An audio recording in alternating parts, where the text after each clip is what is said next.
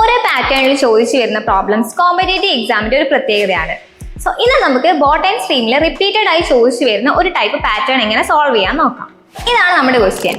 ഇവിടെ പറയുന്നത് ഒരു ബോട്ടിന് 20 കിലോമീറ്റർ അപ്സ്ട്രീം കവർ ചെയ്യാനും 44 കിലോമീറ്റർ ഡൗൺ സ്ട്രീം കവർ ചെയ്യാനും 8 അവർ എടുക്കുന്നുണ്ട്. അതേപോലെ 15 കിലോമീറ്റർ അപ്സ്ട്രീം കവർ ചെയ്യാനും 22 കിലോമീറ്റർ ഡൗൺ സ്ട്രീം കവർ ചെയ്യാനും 5 hours എടുക്കുന്നുണ്ട്. അങ്ങനെയാണെങ്കിൽ ബോട്ടിന്റെ സ്പീഡ് എത്രയാണ്? ഇവിടെ നമുക്ക് അപ്സ്ട്രീമിന് എടുത്ത ടൈം പ്ലസ് ഡൗൺ സ്ട്രീമിന് എടുത്ത time equal to total time എന്ന് ഇക്വേറ്റ് ചെയ്യുമ്പോൾ ഇതേപോലെ രണ്ട് ഇക്വേഷൻ വരും.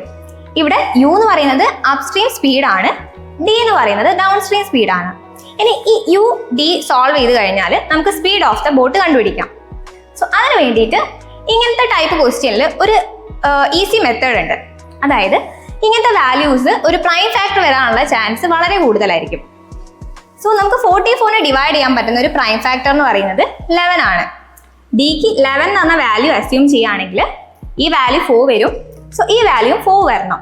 അങ്ങനെയാണെങ്കിൽ യു എന്ന് പറയുന്നത് 5 ആയിരിക്കും. ഇത് നമ്മൾ രണ്ടും അസ്യൂം ചെയ്ത വാല്യൂസ് ആണ്. ഇനി ഇത് കറക്റ്റ് ആണോ എന്ന് അറിയാൻ വേണ്ടിയിട്ട് അടുത്ത ഇക്വേഷനിൽ കൂടി ഒന്ന് അപ്ലൈ ചെയ്ത് നോക്കാം. സോ ഇവിടെ 5 വരുമ്പോൾ ഈ പാർട്ട് 3 വരും. ഇവിടെ 11 ആകുമ്പോൾ 2 വരും. അതായത് 3 + 2 5. അപ്പോൾ അത് കറക്റ്റ് ആണ്, നമുക്ക് മനസ്സിലാവും. ഇനി സ്പീഡ് ഓഫ് ദ ബോട്ട് എന്ന് പറഞ്ഞാൽ u + d/2, അതായത് 11 + 5/2 8 km/h എന്നാണ് നമ്മുടെ ആൻസർ വരുന്നത്.